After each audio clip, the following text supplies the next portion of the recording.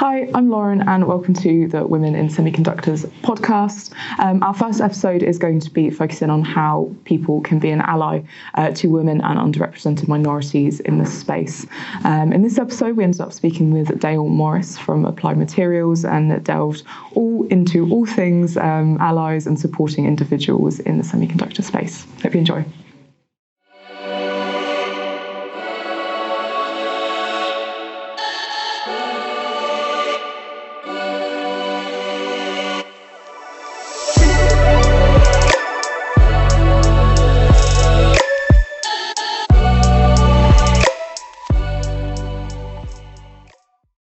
Thank you so much for agreeing to have a conversation with me. Obviously, we obviously met back at the event in January in Austin, which is really great. And since then, we've been, you've been sharing all about what you're doing in the industry at the moment. So, it'd be really great, if you could introduce yourself, say what you're doing at the moment and what you've been focusing on. My primary role is in technology as an engineering head and quality head in the semiconductor industry. But on the side, I focus on social issues. And I've been involved with our company's culture of inclusion.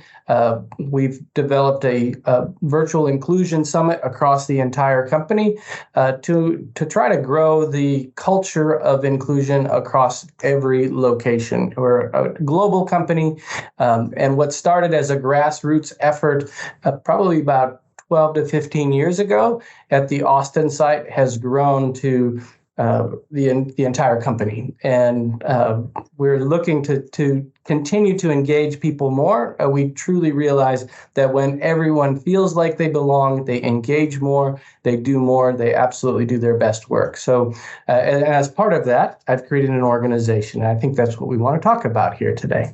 Yes, it was Merge. Are you able to delve into that? What it's about? What you guys are doing there?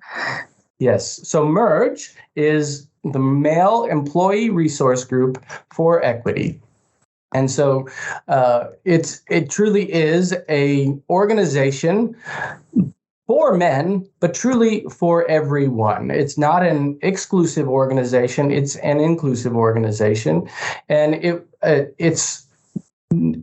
many people, when they hear about a men's organization, especially in technology, where it is vastly men, 80% across most technology companies, especially product-producing technology companies, are men. And that statistic hasn't changed over the last 2 decades, that even though more women are graduating from college, more women are seeking doctorate and post-secondary degrees, they aren't choosing technology roles at the same rate that they are taking on higher education. And so we also, within the organization, men are not engaging as much as women in inclusion efforts. In just an informal review that I did, I saw that women were attending inclusion events at about 3.5 times more than men. So that even though men are the majority, they haven't been as engaged in this effort. So we thought if we created an organization that was tailored towards men, that they could engage more. And oftentimes, it is the majority group that doesn't feel like an outsider. They feel connected within the organization, so they don't feel a burning need for making change. But when we engage the men, most are more than happy to help, to try to make an improvement within the organization, and they want to. They want to do something, but don't know what to do. And I think one of the downsides of the Me Too movement is that disengagement. That look, if I do something wrong, say something wrong, then I could be vilified as for sure. For doing the wrong thing, even though you're trying. And so what we're trying to do is create a safe space for conversation for talking about challenges that people are having, how they can engage women more, and across all of our employee resource groups. So it's not just a gender issue; it's about all employee resource groups. And I'll share with you the 3 pillars of our organization. I'm sure other men's groups have different focus areas, but for Merge, it's the first one is helping the entire company with inclusion efforts. And so when there are programs, we want to make sure that we distribute those within our employee resource group, and we actively seek for engagement. We also, as our second pillar, engage with all of the other employee resource groups. So we've started what we're calling a dialogue club. So we found that book club can be intimidating for folks. They're like, look, I don't have time to read a book. I can talk for a little bit, but I don't have time to read a book. So in the dialogue club, we'll give resources of things that they can read ahead of the event. But what we've done over the last 3 dialogue clubs, and we've only done it for a little while, is we've engaged with other employee resource groups. So we engaged with our Black Employee Network. We've engaged with the young professionals and with women, and had a focus on their specific their challenges and focus areas, and it has been amazingly engaging. It's the types of conversations that we always hope we would be having, but it creates a space for those to happen, and it works really well. We typically kick it off with just open conversation about what's going on in the world and what could be bothering them about everything from equity in politics and legislation, or major events in the news that are really weighing on them heavily, and then we go deeper into conversation about specific challenges that folks are having. So it's the Merge group is truly about engagement. And I need to mention the third pillar. The third pillar, and this is what makes it somewhat unique, is it's a focus on men's specific issues, issues related to mental health, issues related to male managers working with female employees, and having open discussions about, what should you do differently or not differently. And our stance, my stance, I can't speak for everyone, my stance is really there should be no difference, that you should still have one-on-ones with women. You should still give honest and open feedback, even if there's an emotional response. It's not fair to have a different reaction to the women in your organization than it is to men. An example would be if you give harsh feedback to a man that you wouldn't give to a woman, well, that man could then change his behavior in order to do better. And that puts the woman at a disadvantage. So, it's little things like that, nuances that can make a big difference. And, we talk through those, and it's been enlightening. And, I'm happy to say that we've now expanded to 2 sites within the U.S., meaning we have at least 10 members at each of those sites. And total, actually, we're over 150 members now, and we continue to grow. So we're starting to see that this is really catching fire, and people are seeing this as something that they want to be a part of, which is super exciting. When we started, I didn't know if we could have 10 members. What was necessary to get us going, and we've well exceeded that. For sure. No, it sounds absolutely fantastic. And I think it's certainly something that possibly other organizations should take on board, especially because, the profound impact. 150, over 150 people, that's incredible. Yes. So, no, sounds like you're having a huge impact, which is amazing. And I think one of the things we kind of focused on when we last spoke was that sometimes not a lot of people are aware of what's going on around them, and I think a lot Absolutely. of it's not men being, apparently sexist or, whatnot. It's maybe they're just absolutely not aware of it. So I think groups Absolutely. that bring focus to it, or also focusing on, certain issues that men themselves could be having that could relate to that, is absolutely fantastic. Apart from this group, say if you've got someone at another company who doesn't have an organization like this, what other ways are there for men to be effective allies, not only for women in the semiconductor space, but other underrepresented minorities as well? Certainly, you can be a strong ally without an organization. And part of it is just an awareness and asking those questions about what's going on with people's lives. And, I think we often, as we pass each other in the hallway, we'll say hi and hello. And, just simply changing that interaction slightly can have a big impact. To just say, what's bothering you today, or what is your major challenge that you're dealing with, or how are you really? And those, oftentimes, it may just end up with the same response, but every once in a while you might hear, it's tough, and that's when there's an opportunity to engage. And maybe you don't have that time in that hallway conversation, but you say, that's an unusual response for you. Maybe we can talk about that a little more. In meetings, pay attention to what's going on in the room.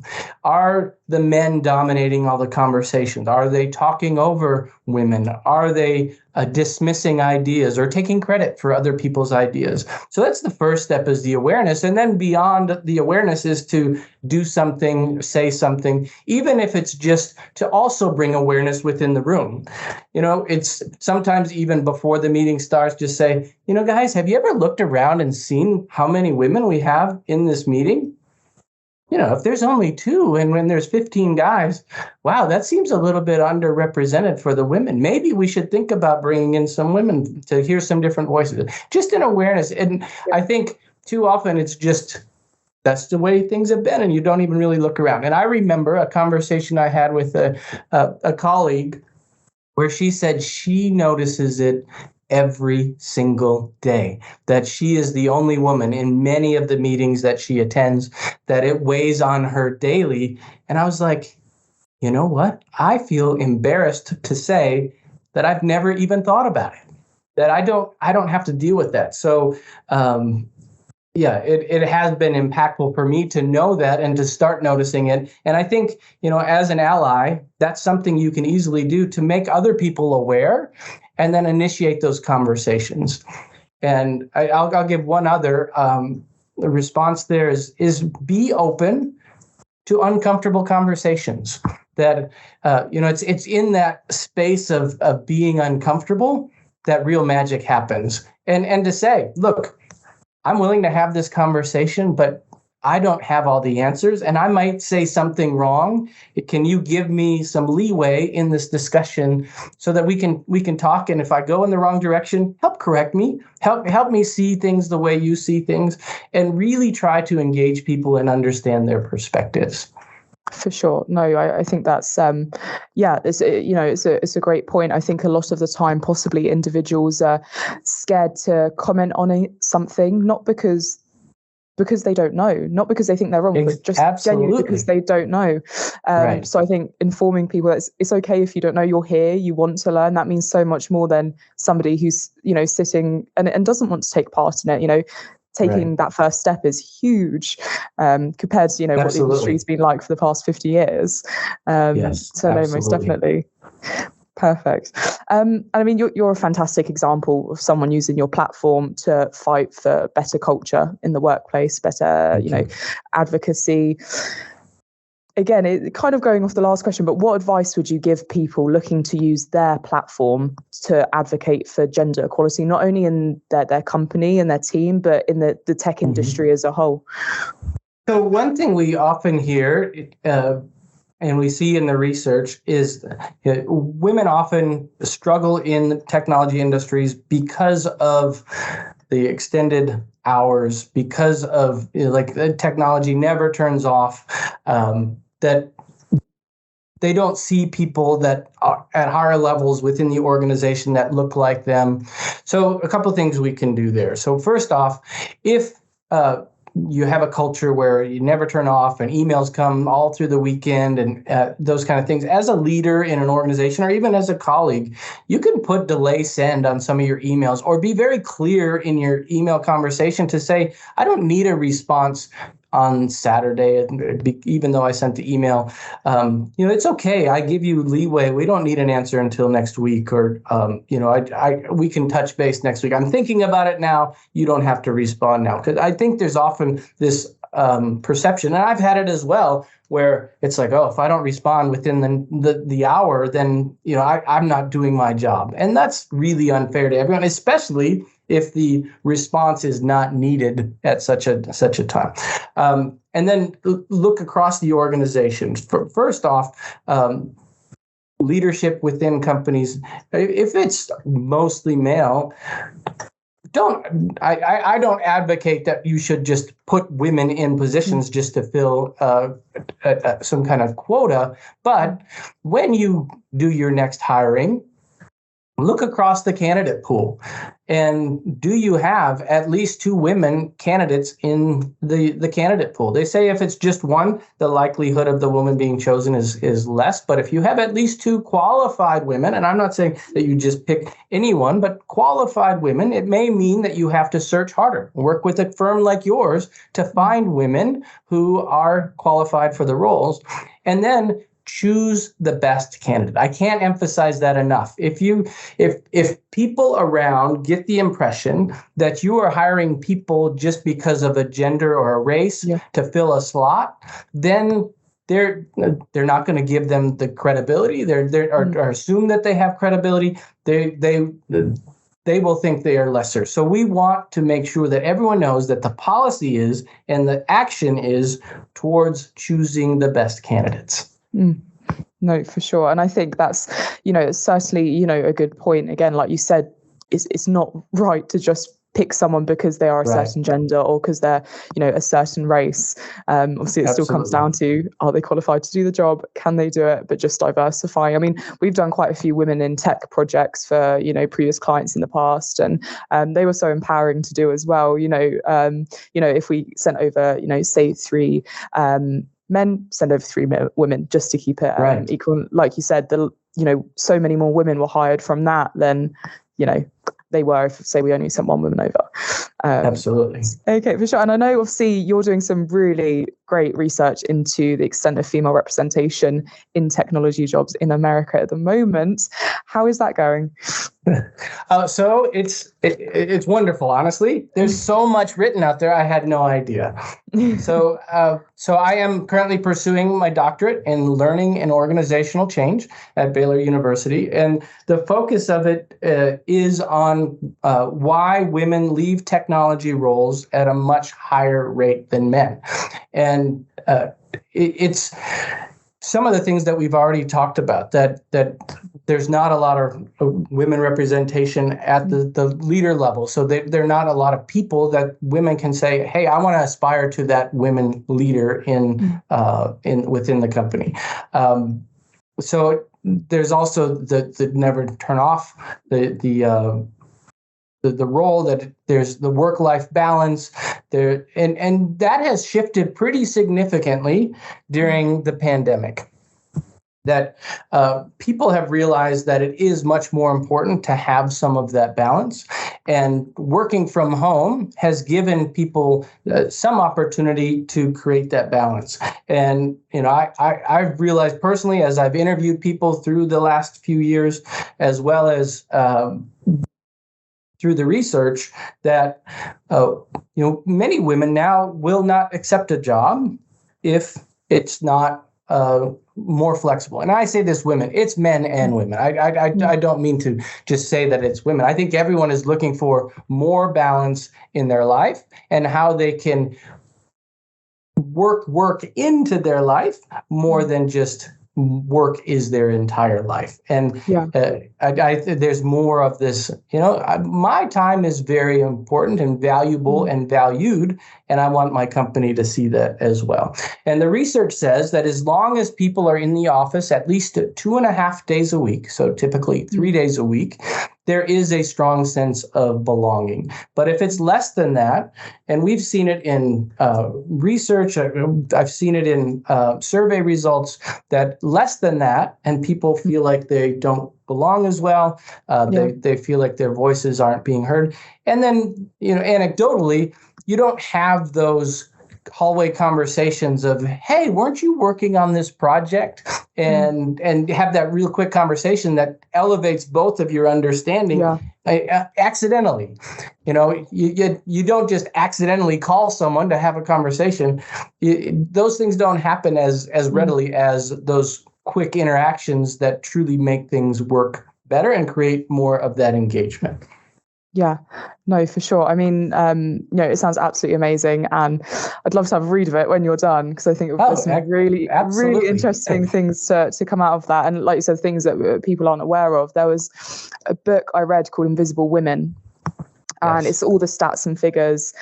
And again, it was talking that so many women leave the workforce and don't come back because they're not flexible. They don't offer that, or they don't feel like they belong, because whether that they couldn't find their balance. There was another story, a big CEO, it was like one of the big giants like Google, Apple, or Amazon. And she, obviously she had hundreds of women working for them. They had a massive car park. And until she was pregnant, she asked for a spot at the front. But she didn't, because obviously heavily pregnant, you don't want to be walking a mile into the building. Yes, absolutely. But it wasn't until someone that senior got pregnant that they realized they had to bring spaces closer to the front of the building. Anyway, it talks about this in the book, and the fact it took, the company had been going for 10 years, had hundreds of women working for them, but it wasn't until one of the top senior level females got pregnant, they changed everything, and they had like pregnancy parking spots at the front of the building. Just little stuff like that I really think keep women in the workforce. So obviously men wouldn't think, why would they? Yes, it's like to be pregnant. So yeah, just little things like that I think would definitely make a big impact on women staying in the technology sector, keeping them going, and ultimately going on to influence, younger girls going into the sector, and keeping that line going. So a couple of things there that you reminded me of, and that is a fantastic example.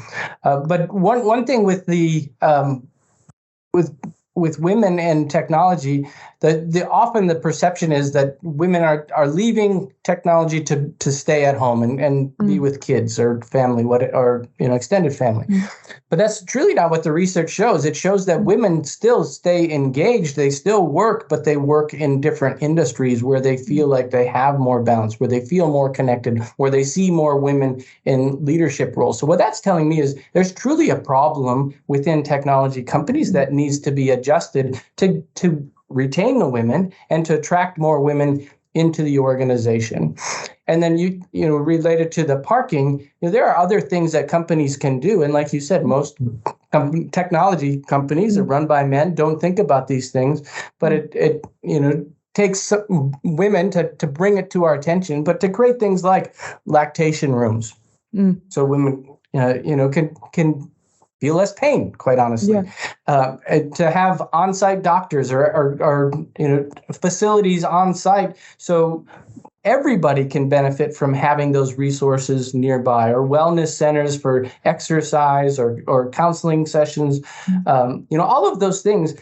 People want to work into the day, but if you can make it convenient for people to work into their day, they can take a break, get away for an hour and come back and continue to do their work, where it's not disassociated from their work, but it's really a part of their work, and help create more of that balance for your employee base.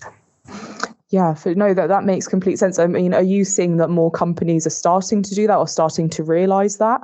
Absolutely. I would say that Applied Materials is a leader in this area, but many other companies are doing great work about adding more wellness facilities, more engagement opportunities. And the great thing is there are resources out there that companies can tap into where they don't have to be on site. But especially now that we all are very comfortable with Zoom, and look at this, we're having a conversation other sides of the world, right? And these have just become normal in our environment. So how do we tap into this new era of connectedness by being physically disconnected, but virtually very well connected, and do that more for our employees? Yeah, for sure. No, well, thank you so much. It's been amazing to chat to you. I really appreciate your time. But yeah, let me stop. So a final plug. So for my research, I need women in technology roles to answer a survey, and if they're willing to also be part of interviews. I will only be interviewing about 9 women, but I would like at least 200 women to provide their feedback related to their feeling of belongingness within their company and job embeddedness. It's how well they feel like they would be retained within their organization. These are surveys that previously existed. There's nothing unusual about the surveys, but what I really want to understand is if people feel like they belong, are they more likely to want to stay in their job? Intuitively, I believe so, but I would like to see what the data tells us. And then to truly understand women's lived experiences in their role that helps me better understand, and hopefully corporations better understand, what can we do to make women feel like they belong more, and especially post-pandemic. How have things changed, and what are the priorities today? Maybe different than what they were 3 or 4 years ago. So I would appreciate anyone. You can connect with me on LinkedIn, Dale K. Morris, and I work at Applied Materials. It's probably easy to find, and just look for the smile.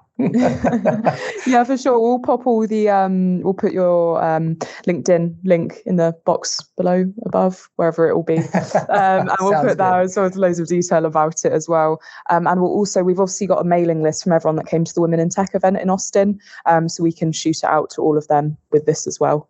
Sounds wonderful. All women. But yeah, no, thank you so much. Let me end the recording quickly.